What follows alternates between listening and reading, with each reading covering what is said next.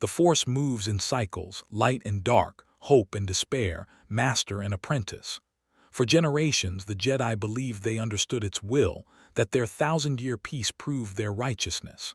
They were wrong. The Force demands balance, and balance requires sacrifice. On Mustafar, amid rivers of fire and the screams of dying droids, two brothers faced each other with lightsabers drawn. In one timeline, that duel ended in tragedy: a fallen apprentice, a broken master, and the birth of the galaxy's greatest monster. But the Force is not linear. In another timeline, in a single moment of clarity, everything changed. Obi-Wan Kenobi stood on the landing platform of the Mustafar facility, his heart breaking as he watched Anakin stride toward him. Padme lay unconscious behind him, her desperate pleas to her husband still echoing in the sulphurous air. Anakin's eyes, those eyes that had once shone with curiosity and wonder, now burned with the sickly yellow corruption of the dark side. "You turned her against me." Anakin's voice cracked with anguish and rage. Every instinct screamed at Obi-Wan to defend himself, to lecture Anakin about his fall, to fight.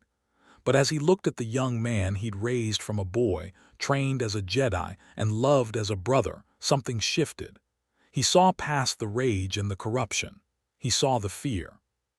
Obi-Wan deactivated his lightsaber. "No, Anakin," he said quietly, his weapon falling to his side. "I won't fight you." Anakin froze mid-stride, his crimson blade wavering. "What?" "I won't fight you," Obi-Wan repeated, his voice thick with emotion. "I've failed you, my old friend. I see that now. You came to me with your nightmares, your fears about Padme dying, and I gave you platitudes about letting go. I told you to trust the Force when what you needed was for someone to trust you." "Don't try to." Anakin's hand trembled. The yellow in his eyes flickered. "You're afraid," Obi-Wan continued, taking a step forward despite the danger. "I understand that now. You're terrified of losing her, of losing everything.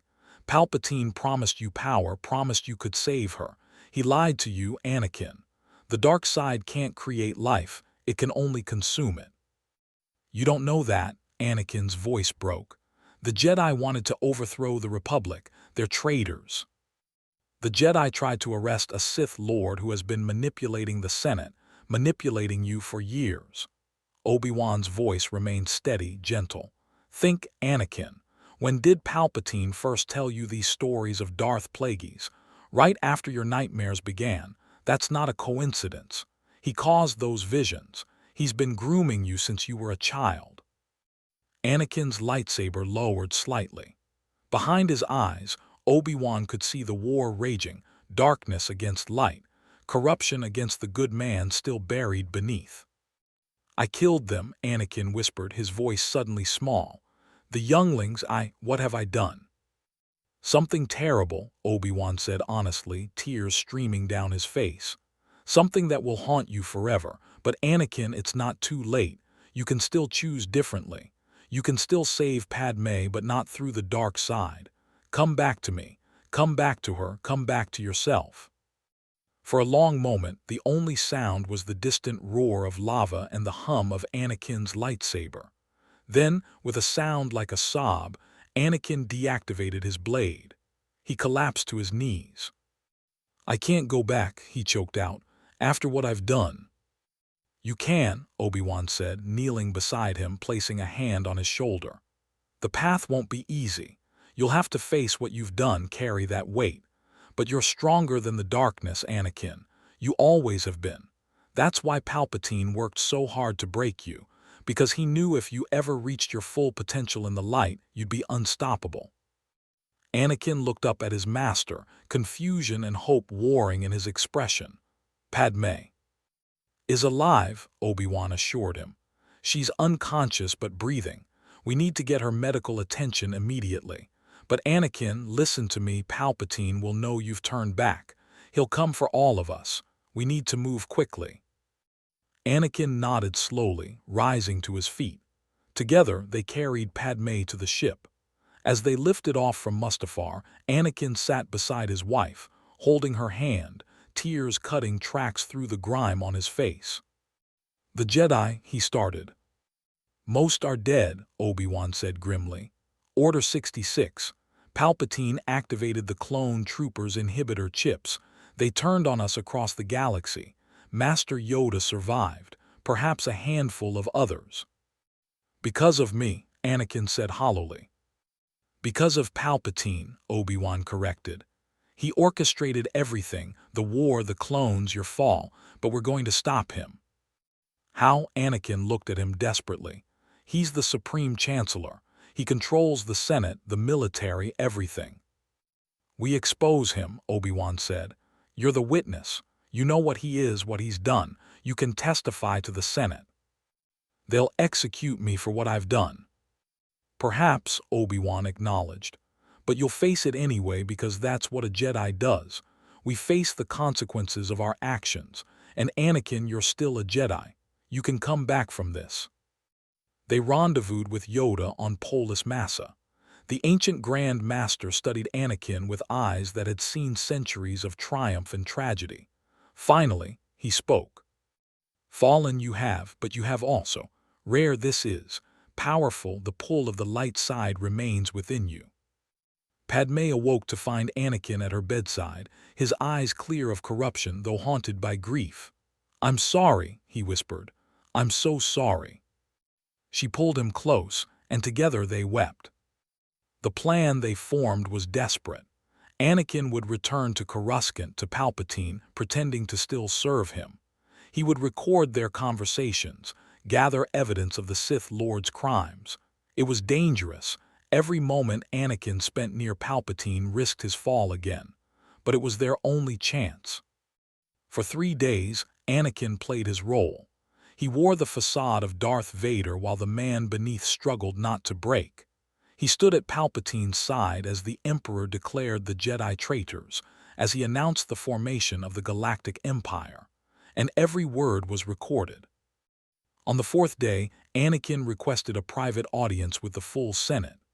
Palpatine, suspicious but arrogant, allowed it, surrounded by his Red Guards, confident in his power. Anakin stood before the 1,000 senators and played the recordings. Palpatine's voice filled the chamber, speaking of the Sith, of manipulation, of decades of orchestrated war. The Senate erupted in chaos. Palpatine's pleasant mask shattered. Lightning erupted from his fingertips, striking at Anakin. But Anakin was ready.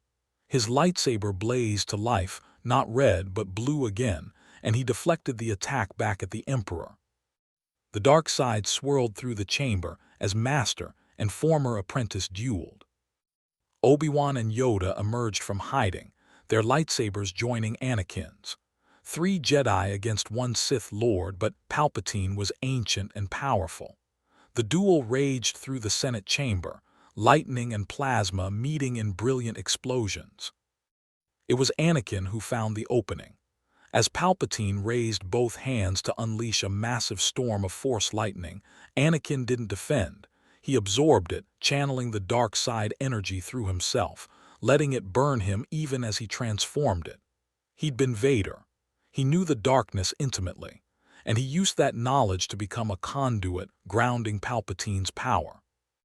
You taught me to hate, Anakin gasped through the pain. You taught me to fear. But Obi-Wan taught me something stronger. He taught me to love, to forgive, to hope. That's why you'll never win. With a final surge of light side energy, Anakin redirected the lightning back at its source. Palpatine screamed as his own power consumed him, his body disintegrating into ash. The war ended not with the extermination of the Jedi, but with their vindication. The clone inhibitor chips were removed. The Empire never rose. The Republic, shaken but alive, began the slow process of healing. Anakin faced trial for his crimes. He testified to everything: the Temple massacre, the younglings, his service to Palpatine. The Senate debated for weeks. Some called for execution. Others, moved by his testimony and his role in defeating Palpatine, argued for mercy. In the end, Padme's impassioned defense swayed them. Anakin was expelled from the Jedi Order, sentenced to a lifetime of service. He would spend the rest of his days helping rebuild what the war had destroyed, making amends where amends could be made. Luke and Leia were born healthy, into a galaxy at peace. They grew up knowing their father not as Darth Vader, the Emperor's enforcer, but as Anakin Skywalker, the fallen Jedi who found redemption. They learned that people could make terrible mistakes and still choose to be better. Anakin never fully escaped the shadow of what he'd done. The weight of those deaths, especially the younglings, haunted him every day. But he carried that weight willingly, letting it remind him of the cost of darkness, of the importance of choosing light even when it was hard. Years later, as an old man, Anakin stood in the rebuilt Jedi Temple, watching his children train a new generation of Jedi alongside Obi-Wan and Ahsoka. Padme stood beside him, her hair now silver, her hand in his. "Do you think they'll forgive me?" he asked quietly. "The ones I killed?" "I don't know," Padme answered honestly. "But you've spent every day since trying to honor their memory by being better. That has to count for something." Anakin nodded, watching Luke demonstrate a lightsaber form to a group of eager younglings. "Obi-Wan saved me that day on Mustafar, not by defeating me but by refusing to give up on me. I hope I can do the same for others." "You already have," Padme smiled. "You've shown the galaxy that redemption is possible, that even the darkest fall can end in light if you're brave enough to choose it." The Force flowed through the temple, balanced and at peace. In another timeline, Anakin Skywalker died on Mustafar, and Darth Vader rose to terrorize the galaxy for decades.